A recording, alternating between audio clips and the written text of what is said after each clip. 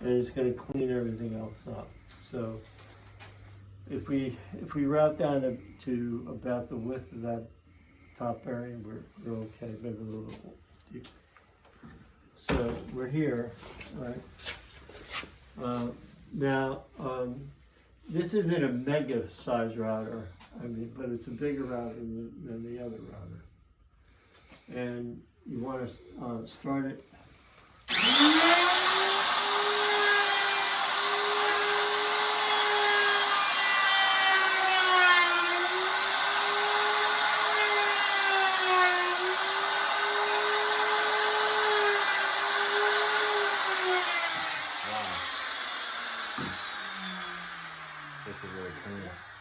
Yeah, this is really a high-tech router bit. It's beautiful. Yeah. it's compression. It's what's called a compression bit.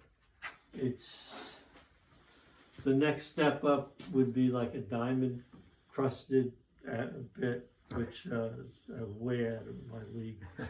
And I don't need it. I mean, if you were doing like CNC work and running, you know, lots and lots of cuts, then it makes sense. It pays for itself, right?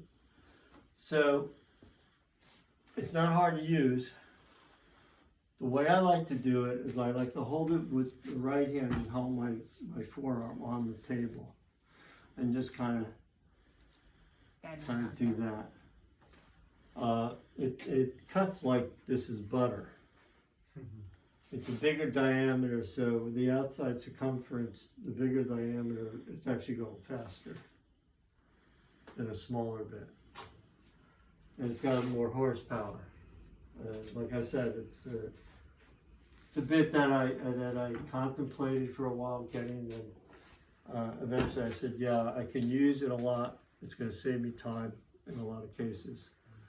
Because you can make patterns of, if you're doing legs, you can have a leg pattern, bandsaw close like we just did or something, and then just trim it up to the pattern, and then all your pieces will be identical.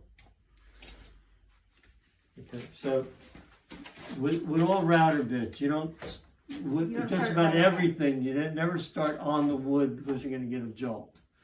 So you want to here, because the weight of the base has to be on here. Mm-hmm. Doesn't do you any good to do that, right?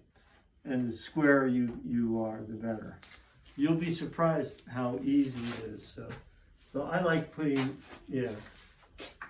All right, so you started away from the work. Hello, young lady.